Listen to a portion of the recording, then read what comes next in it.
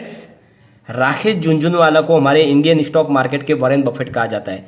वो ऐसे स्टॉक में निवेश करते हैं जिनके बारे में हम कभी सोच भी नहीं सकते और बहुत ही शानदार रिटर्न आता है उनके स्टॉक में। बहुत ही शानदार तरीके से उनकी जो स्ट्रेटजी चलती है और लगातार वो अपनी स्ट्रेटजी चेंज करते हैं, निवेश भी अलग अलग स्टॉक में करते रहते, समय समय पे प्रॉफिट बुक भी करते रहते। तो राकेश झुनझुनवाला ने इस समय जब बाजार में कोरोना का भयंकर कहर चल रहा है तो बाजार पर अपनी राय दी है और बहुत ही ज़्यादा चौंकाने वाली उनकी राय है। साथ में उन्होंने ऐसे 3 स्टॉक में निवेश किया जिनमें उनको बहुत ही अच्छा रिटर्न मिला है। तो वो कौन से स्टॉक है और क्या उनमें और आगे तेजी की संभावना बन रही है और राकेश झुनझुनवाला हमारे बाजार को लेकर क्या राय रखते हैं, क्या अभी आगे और भयंकर तेजी बन सकती है या फिर बहुत बड़ी गिरावट होने वाली है, और निवेश के लिए क्या ये सुरक्षित मौका है या फिर अभी हमें इंतजार करना चाहिए और बाजार से दूर हो जाना चाहिए। तो सारी की सारी संभावनाएं हम इस वीडियो के माध्यम से तलाशेंगे। लेकिन फ्रेंड, उससे पहले अगर आप पहली बार हमारे चैनल पे आए तो चैनल को सब्सक्राइब कर दीजिए, एक बेल आइकॉन दबा दीजिए ताकि जब भी नया वीडियो बने पहला नोटिफिकेशन आपको मिले। वीडियो पसंद आए तो लाइक शेयर जरूर कीजिए। चलो फ्रेंड, वीडियो स्टार्ट करते हैं। मैं हूँ आपका दोस्त एसबी दवे और हमारे अपने चैनल ऑनलाइन कमाई में आपका बहुत बहुत स्वागत है। फ्रेंड्स, दिग्गज निवेशक राकेश झुनझुनवाला का कहना है कि कोरोना की दूसरी लहर पर नजर गड़ाए हुए है। बाजार का अनुमान है कि कोरोना की दूसरी लहर का असर ज़्यादा लंबा नहीं खींचेगा। एक बार वैक्सीनेशन प्रोग्राम पूरी तरह से गति में आने के बाद कोरोना से जुड़ी चिंता काफ़ी कम हो जाएगी।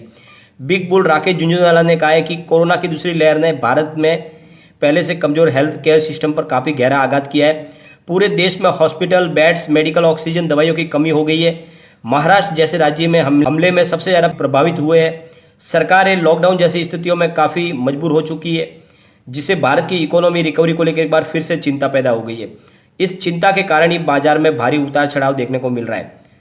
और राकेश झुनझुनवाला ने आगे कहा है कि हम कोरोना की दूसरी लहर के दौरान ब्रिटेन और फ्रांस में उत्पन्न स्थितियों की स्थिति में पहुंच रहे हैं। वहां भी कोरोना की दूसरी लहर बहुत ज़्यादा संकट लेकर आई थी।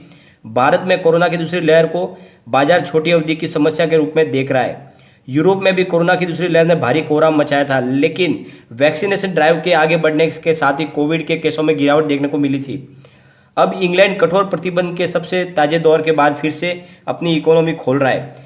अमेरिका में भी हमें करीब यही स्थिति दिखाई दे रही है। यहाँ पिछले कुछ महीनों में काफ़ी तेज़ी से टीकाकरण होता दिखाई दे रहा है। इस बातचीत में राकेश ने कहा है कि जैसे ही एक बार वैक्सीनेशन प्रोग्राम अपने फुल फॉर्म में आ जाएगा, वैसे ही कोरोना से जुड़ी चिंता काफ़ी कम हो जाएगी। बता दें कि जनवरी में 2021 में टीकाकरण प्रोग्राम की शुरुआत हुई थी और अब तक 13.23 करोड़ लोगों को टीका लगाया जा चुका है। 1 मई से 18 साल से ऊपर की उम्र के सभी लोगों को टीका लगाना शुरू किया जाएगा। भारत में 22 अप्रैल को 3.41 लाख कोरोना के नए मामले मिले और यह पहला देश बन गया जहां 3 लाख से ज़्यादा केस एक दिन में आए। राकेश ने बातचीत में आगे कहा है कि अगर बाजार यह निष्कर्ष निकालता है कि एक दिन में 2.5 लाख केस कोरोना का पीक है तो फिर बाजार में और गिरावट नहीं होगी। उन्होंने ये कहा कि कोरोना की समस्या शहरी इलाकों से जुड़ी ज़्यादा है। करीब 80% मामले शहरी इलाकों से आ रहे हैं। मेरा मानना है कि देश का ग्रामीण हिस्सा कोरोना की दूसरी लहर से बहुत ज़्यादा प्रभावित नहीं होगा। उन्होंने ये भी कहा कि ग्रामीण इलाकों में टीकाकरण के लिए बुनियादी सुविधा जुटाने में कुछ समय लगेगा। जून तक शहरी भारत का हिस्सा टीकाकरण के दायरे में आ जाएगा। उन्होंने ये भी कहा कि जून तक देश में हर्ड इम्यूनिटी भी डेवलप हो जाएगी। इस समय करीब देश की 60% आबादी को टीका लगाया जा चुका होगा। और बिग बुल ने इस बातचीत में आगे कहा है कि मार्च 2020 निवेश करने के लिए उनकी ज़िंदगी का अब तक का सबसे शानदार मौका था।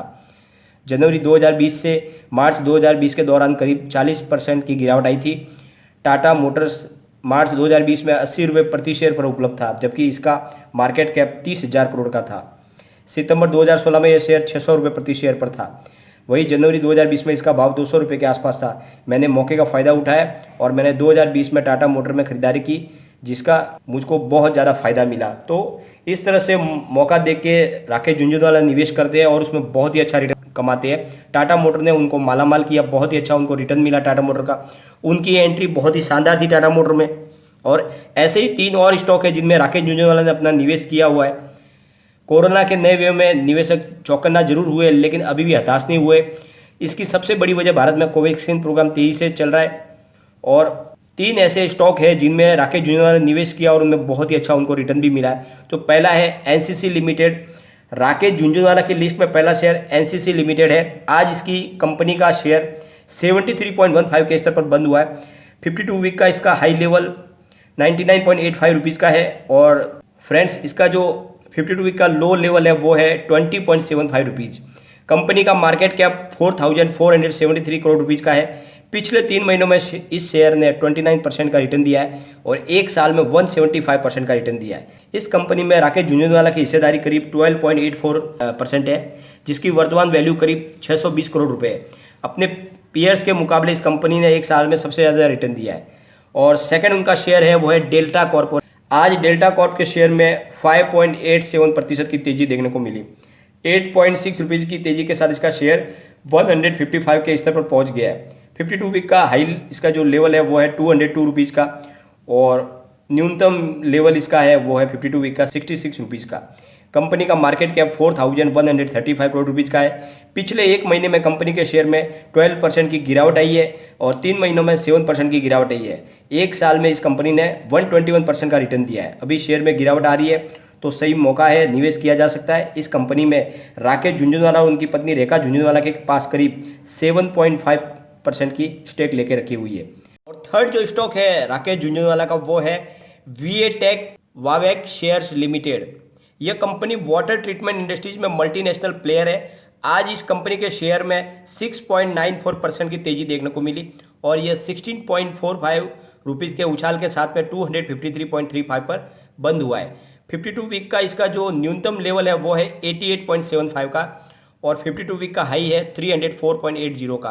कंपनी का मार्केट कैप है 1,575 करोड़ का और पिछले एक सप्ताह में इस कंपनी ने 8% का रिटर्न दिया है और एक महीने में 2.22% का रिटर्न दिया है और 3 महीनों में 30% का रिटर्न दिया है और एक साल में कंपनी ने 137% का रिटर्न दिया है।